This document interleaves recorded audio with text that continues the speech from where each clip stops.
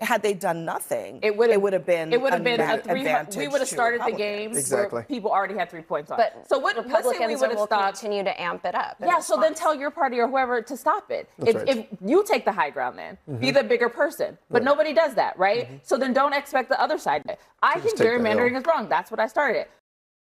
On NewsNight with Abby Phillip and Ashley Allison directly challenge Lauren A. Wright as tensions rise around gerrymandering and election fairness, with both hosts pressing hard while Wright tries to defend the GOP position.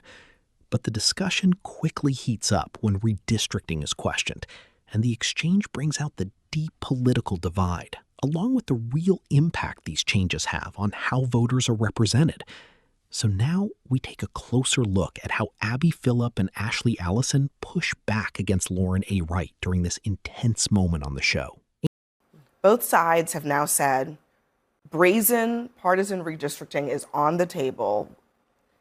That's where we're headed. And it sounds like the voters are like doing it, but they're not happy about it.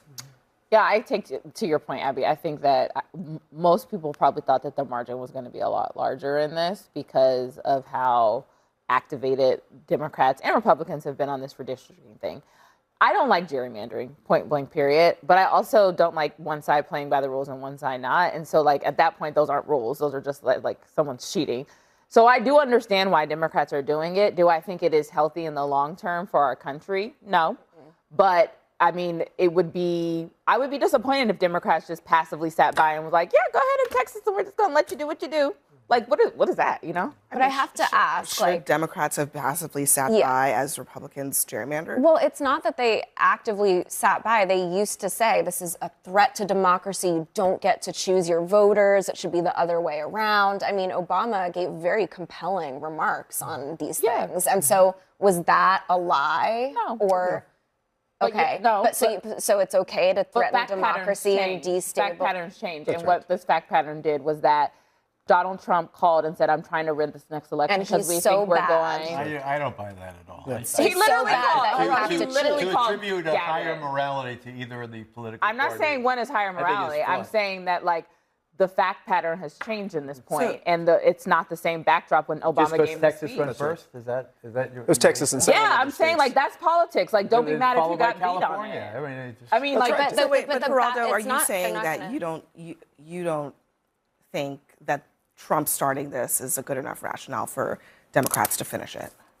I do not think so. I think that gerrymandering is a cancer on politics. I don't understand how it made it into the Constitution. I read about that, or the Supreme Court. I think that if you can manipulate the borders of a vote just to get a vote, and it deprives the people who don't get the vote of their constitutional rights, I think it's really obscene. It's as if you were playing in a baseball game and one side starts with 3 extra runs. It's just... Yeah, I agree. I mean, I think we should honestly, bust the chops of all of the people. Most Americans would totally agree with that. But let me just play. I mean, this is to what Ashley was talking about. This is Trump talking about what started this mid-decade redistricting effort back in July of 2025. At the core of this discussion is a simple issue of fairness, because one side cannot keep handling redistricting like a win-at-all-costs political fight while expecting the other side to stick to strict and careful rules. And while gerrymandering already hurts democracy, it becomes even worse when only one party benefits from it without facing any pushback, as seen in places like Texas, North Carolina, and Wisconsin, where heavily shaped maps have helped hold on to power even when statewide votes are nearly even, creating a system that weakens the voice of voters. And another strong point backing Ashley Allison's view is that this situation did not just happen on its own. Since mid-decade redistricting has become more intense as political players try to secure more House seats before voters even get a chance to vote, turning elections into battles over map design instead of real competition. While competitive districts have been slowly disappearing, and safer districts for one party reduce the need for leaders to reach out to moderate voters or focus on solving real issues, which only deepens political division. And the bigger concern is that no one should act like this is sustainable over time. Because even if Democrats respond to Republican gerrymandering in a way that makes political sense, it still highlights the need for national reform, including independent redistricting commissions, clearer federal rules, and limits on partisan map drawing to make elections more balanced. But until those changes are made, voters are left watching both sides fight over lines on a map instead of real policies. So the key argument here is not that gerrymandering is acceptable, but that one side holding back does not work when the other side keeps shifting the rules. On Texas, how many more seats do you want the Republicans to draw? 5. And then what if California, New York, Illinois, and other blue states Yeah, well, decide that's to do okay this? too, but 5. I think we get 5. And there could be some other states. We're going to get another 3 or 4 or 5 in addition. Texas would be the biggest one, and So that'll be 5. are you calling then for a complete redrawing of the congressional map ahead of No, next year? just a very simple redrawing. We pick up 5 seats. He actually said that, and you might have missed it. He said, he was asked if California and other states did it. He said, that's okay too. Maybe he didn't believe that they would do it, but they did. Well, at least California did, and Virginia has now. And look, this just creates a domino effect. I think ultimately Yes, what this it does. creates is red states and blue states, and we're getting rid of purple states. And I don't like that as a general rule for democracy. I think it leads to just out of control power grabs and can ruin communities. I think that's true when you've got one party rule anywhere. So I'm not a big fan of this, but as I've pointed out before, this current battle was started in Texas. Trump did not start this battle, though, of redistricting in general. There's been no conversation specifically about Illinois, about Maryland, which have been redrawn to unrecognizable maps. It's unnatural, and Trump there's didn't going to be a invent push. Gerrymandering. No, he did not. But the gerrymandering also did not start with Maryland, and it didn't start with any of these Texas, places. except in I this guess what I'm case. saying is that yes, no, it's not. The origin of this story is not 2025 for sure, but it is also not solely with Democratic states, because look at currently southern red states right now that are gerrymandered all over the place, and nobody says anything about that. Absolutely not. And I think the important thing, mid-decade redistricting has been pushed by this administration and Donald Trump. The responses that we have gotten from Democratic states really has put us back to roughly where we were. But what we have to realize is the attacks on voting rights is not new. The Supreme Court right now is hearing a case to potentially gut Section 2 of the Voting Rights Act. 10 years ago, it was previously gutted by the Supreme Court even further. We have seen Republican efforts, and I represent in a state that has continued to take away people's access to the ballot box. And so the attempt to redraw the districts, mid-decade redistricting by the Republican Party and by this administration is, again, an attempt to silence the voices of communities that are already facing a lot of oppression. But you don't think that such a complicated ballot measure is confusing to people? I mean, that's the highest bar to voting. People find these decision-making processes much, much more difficult than getting to the ballot. That's what the research shows. Wait, You're referring to the ballot measure. Let me read.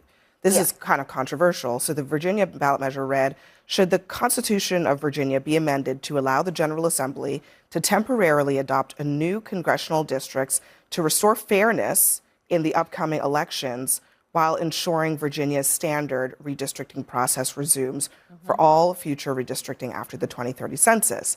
It's an op-ed. Very confusing. So, I mean, I don't know. I mean, I guess some people might say it's confusing. Some people might say it's transparent because it's sort of a very partisan. I would describe this as very partisan. It's very clear. And then language here. One group was the map fairness, and one group was But that's how elections and referenda Can I ask you a question? But that's not how they're supposed to be written on a ballot. From a wider view, Justin J. Pearson's argument holds up because this issue is bigger than any single map or state, as gerrymandering has long been used to weaken certain voters, especially communities of color, by concentrating them into a few districts or spreading them out across many.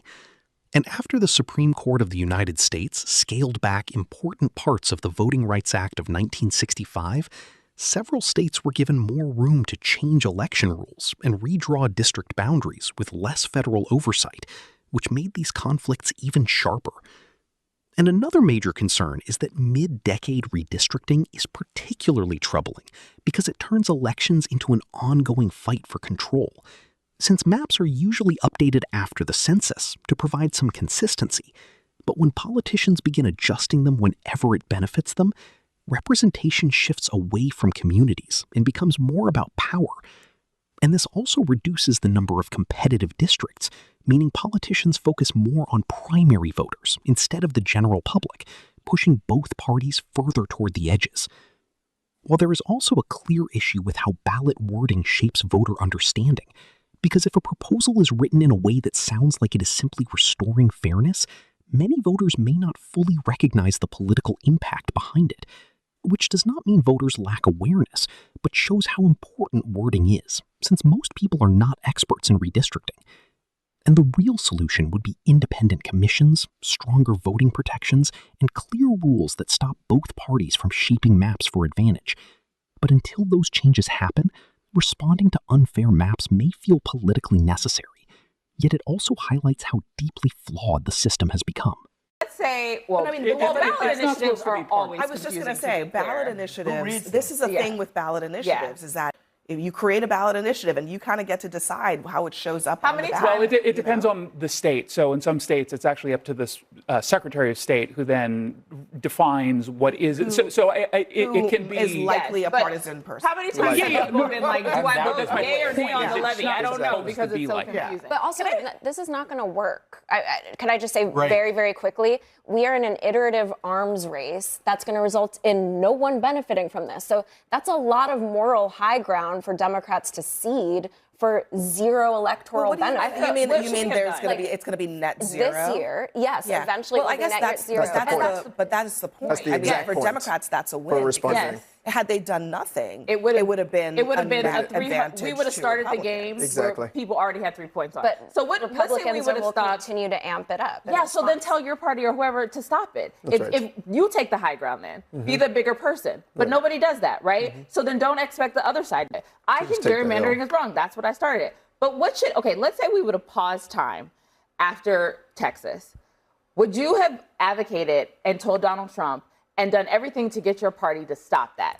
Yes, because I'm not part of a party. Okay. And if absolutely. Yeah, no, I was not a fan of what happened. But if they did not stop it, do you realize how that was unfair and rigging the system against Democrats? Yes, I think it's terrible. So what? I'm saying Democrats are the ones that made the ethical argument I know, against but once about something the threat is to unfair, democracy. once something is unfair, don't you try and do something to make it fair again? That's right. But actually, I think. Or do you just live in with a tactic unfairness? that people call Jim So Crow what should they have done? I don't and the know end of that you democracy can and the end of describe- voting. I'm not sure that you can really describe the Virginia map as fair again. Even. Okay? It's clearly not. But it's not even. It's not even. One Republican. It has zeroed, perhaps zeroed out the ledger at a national level. Yeah. But in fact, what's happening is that you have unfairness in Texas, and then you have unfairness in Virginia. Yeah. And the voters are the losers. I guess I'm just I'm saying I just don't think it was worth it. I don't think it was worth it. I think it is worth it if people feel like this administration and this Congress and this Senate do not represent them and it is run by Republicans. And what was happening in Texas was going to enable it to continue to be run by Republicans. That's right. I think the way you can make it even is say, don't do it. And if you do it, we're going to do it to make it even again. Right. I just hope We'll we see. keep that consistency Yeah, across the board. exactly. If Let's Democrats keep it rolling. retake the House, let's see if the first thing they do is outlaw partisan redistricting. That's a very good point. All right. At the heart of this issue is a simple fairness concern in how elections are organized. Because when one party aggressively redraws district boundaries to gain an advantage, it creates an uneven system that weakens fair representation. And over time, this results in fewer competitive elections and more safe seats, where outcomes are mostly decided before voting even begins. And political experts have repeatedly warned that this lowers accountability, since elected officials begin prioritizing their core supporters rather than a wider voter base, which gradually reduces how responsive the system is to the public. And another major concern is how ballot measures are written and presented, because research shows that wording in referendums can strongly shape voter choices, especially when the language is complicated or technical. And since redistricting is already difficult for most people to fully understand, proposals that highlight fairness without clearly explaining the trade-offs can influence results before voters fully understand what they are agreeing to, which shows that transparency is not just about policing an issue on the ballot, but also about making sure voters can clearly see the real effects of their decision. And overall, this reflects a deeper structural problem rather than a single political action, because repeated back and forth responses between parties turn elections into a strategic battle over maps instead of real democratic competition. And many experts argue that independent redistricting commissions, along with stronger national standards, would help restore balance. But until such reforms are implemented, refusing to respond to aggressive tactics can end up reinforcing them and allowing the imbalance to continue for many years.